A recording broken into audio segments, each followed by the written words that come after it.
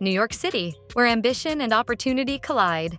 Behind its skyscrapers lies a deeper story, one of immense wealth and power. At its center, the Vanderbilt family.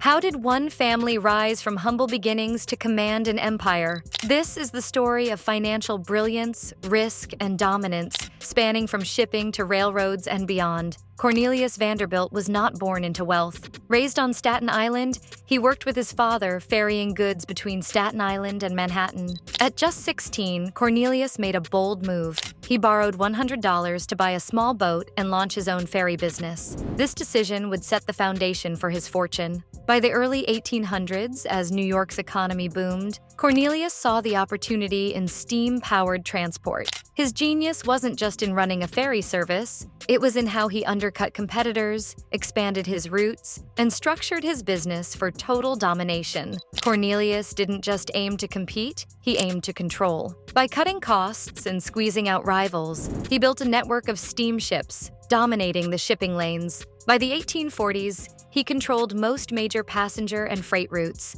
amassing millions. But as the shipping empire grew, he set his sights on something even bigger. By the mid-19th century, the railroads were emerging as America's future. Vanderbilt, always ahead of the curve, sold off his shipping empire and turned to railroads. While the industry was fragmented and unstable, Vanderbilt saw an opportunity others didn't. He began buying up railroads, starting with the New York and Harlem Railroad, but he didn't stop there. He took over the Hudson River Railroad and later the New York Central, creating an empire that spanned from New York to Chicago.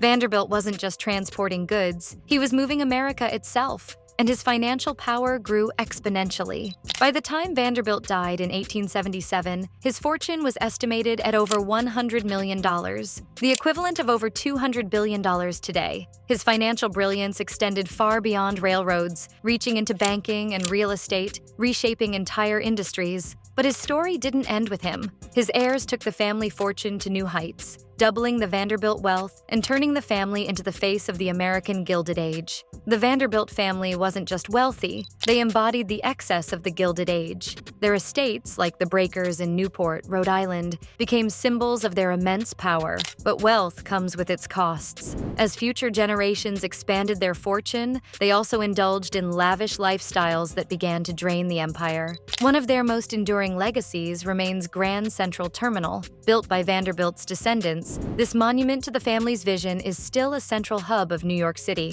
But as America evolved, so did its economy. By the mid-20th century, the railroads began to decline, and with them, the Vanderbilt fortune. Changing industries and lavish spending saw much of the family's wealth dissipate. Today, the Vanderbilt name remains a symbol of wealth, power, and ambition. Their empire may no longer stand, but their impact on American business, finance, and infrastructure is undeniable. From humble ferry boats to a railroad empire, the Vanderbilt family story is one of relentless ambition and financial mastery. They didn't just build a fortune, they built a legacy. Thank you for watching. Subscribe for more stories of the world's most powerful families and their lasting impact on the world.